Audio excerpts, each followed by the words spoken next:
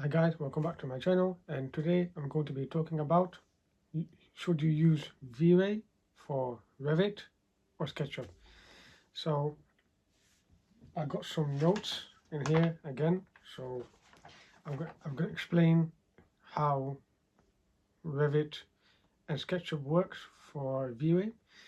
And the reason why I'm making this video is because there are a lot of people they were searching for or looking for Vray for Revit or Vray for SketchUp, so whether they can't decide which one they're going to choose, Vray for Revit or Vray for SketchUp.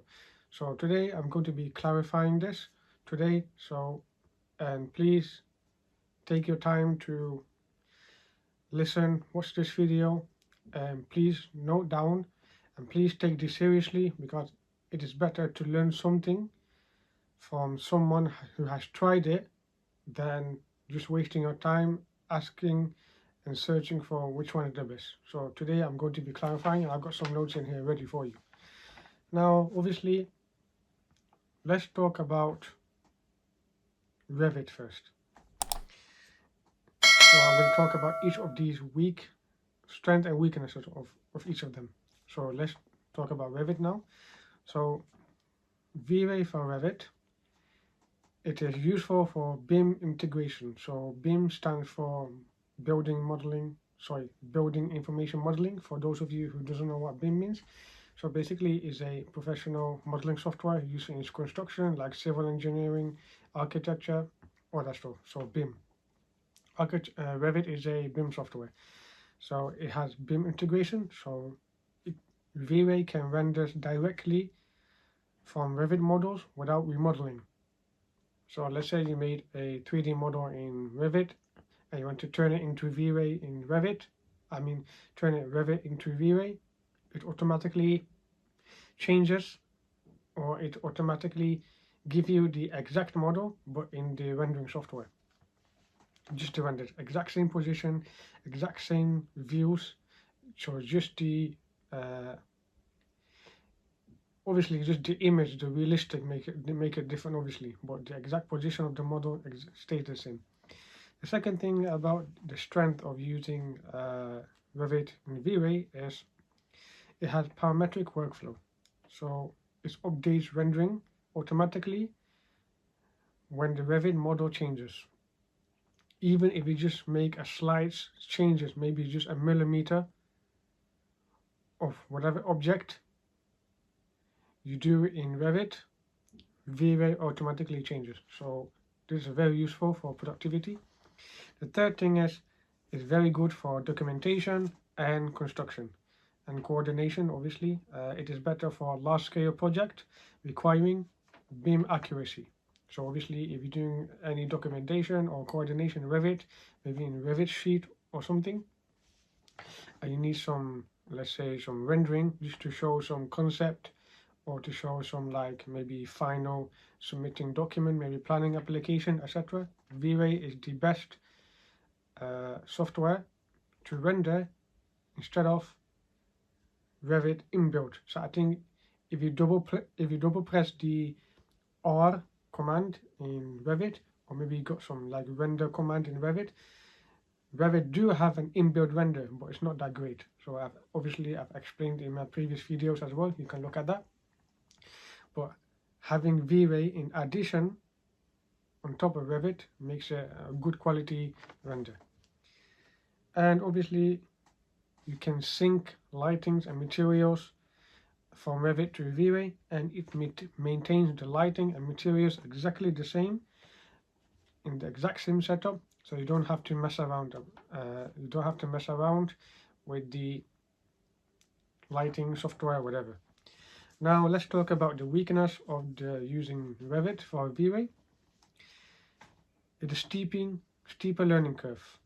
So obviously I did mention in my previous video that Vray and corner render, you can look at that video and you can see why Vray is a steeper curve.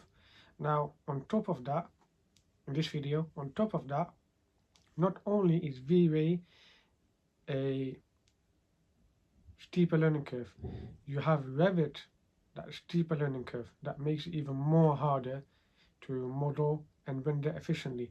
Only if you're experienced though. It's not for beginners, but obviously only if you're experienced. So it has a steeper learning curve, so more technical detailing is required due to Revit BIM constraints. So you need a lot of time and effort to learn Revit before you can do Vray. It's not for beginners though, so I'm just being honest here. I'm not trying to scare you or anything. I'm just being like brutally honest. So, and then the second thing of the weakness of using Vray in Revit is it has less artistic control. So you don't have flexible on editing materials or create extremely it's not flexible as SketchUp. I'm going to go to SketchUp in a moment. It's not flexible as SketchUp. Like I said before in my previous videos, you can have a look at that. You can edit the materials of the walls, the roof, the ceilings, surfaces, anything in SketchUp. But Revit, you can't really do that. Or even though Vray has hyper-realistic model, rendering, it's not that great for Revit for productivity workflow. This is only for if you want to create the absolute final render for documentation. And then another final weakness for Revit in Vray for Revit, sorry, is slower for quicker iteration. So it means better for final renders, like I said before, better for final renders than fast design exploration. So let's say if you want to create a render in Vray in Revit, and you notice that there's some mistake in the model. So that means you have to create the model or edit the model all over again. It takes a lot of time, so slow, and you have to re-render in Vray again. So that makes the productivity even more slower. So that's it for Vray for Revit. Now let's talk about Vray for SketchUp. So let's talk about the strength for Vray in SketchUp. It is user-friendly, beginner-friendly, like I said in my previous videos. It's optimized for SketchUp's an intuitive, artistic workflow, real-time rendering, so it's Vray Vision.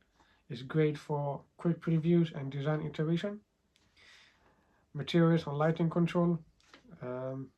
It's more flexible for artistic adjustment than Revit, obviously. I've explained that also in my previous videos about this. SketchUp modeling style, so it is better for organic shape, conceptual design, and detailed texturing.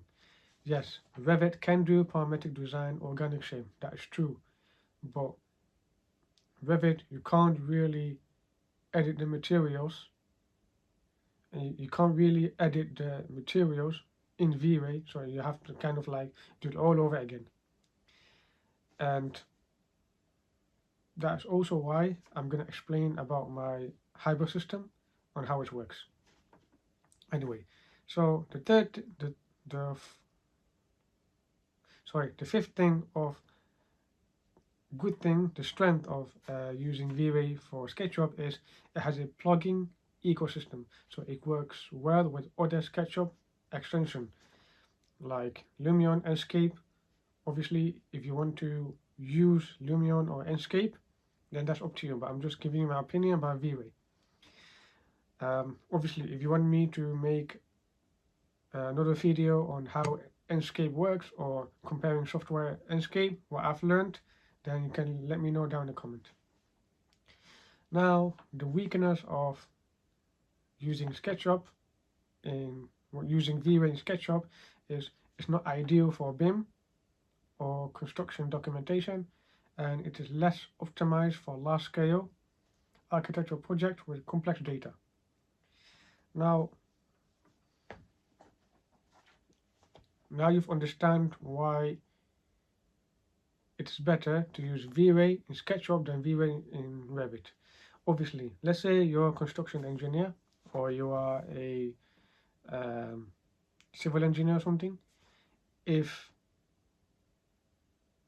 if you're good at modeling, if you're very good at modeling, okay, and rendering isn't really a concern, but you want to top up the style, or you want to make it documentation a bit more fancy, then yes, you can use Vray in Revit. But if you're a 3D artist and you want to make a very nice hyper realistic render, you want to edit the final details, like the textures, rendering, all that stuff, materials, then use Sketchup. In my honest opinion, please use Sketchup. Vray for Sketchup. And it is also best for beginners. Sketchup is the best for beginners. I've explained in my other videos as well. Please have a look on that. Now, I've come up with a system called the hybrid system. So maybe those of you who doesn't know Revit, they want to learn Revit, please don't be scared thinking that Revit is complicated and all that stuff. So I've broken down on how my system works. So the hybrid system is by using Revit, okay? You can do the modeling in Revit, and then you can use SketchUp to edit the materials. You don't have to remodel everything in SketchUp. So we go from Revit, SketchUp, you can just edit it, and then you can go from SketchUp to Lumion, then Lumion to Photoshop, and then Photoshop to AI. Obviously, I've explained that in my previous video as well, called the hybrid system, part 1 and part 2. You can have a look on that. I also teach 3D SMAX and corner render. If you're really interested in that, you can just let me know. So I am looking for 5 people to coach. So obviously I cannot take on many people. If you are interested in coaching with me from how to make from 0 to hero render for complete beginners, then please book a link down below. We can have a chat to see if we are a good fit together. And yeah, I want to say thank you so much for watching this video. Please like, comment, and subscribe. If you have any question, you can let me know in Instagram. And also by like, comment, and subscribe, it will increase the algorithm to reach more people like you. And my intention is to serve more people, like architecture student, freelancer, all that stuff, or maybe even architect as well who wants to learn more modeling. Yeah, I want to say thank you so much for watching this video, and I will see you on the next one.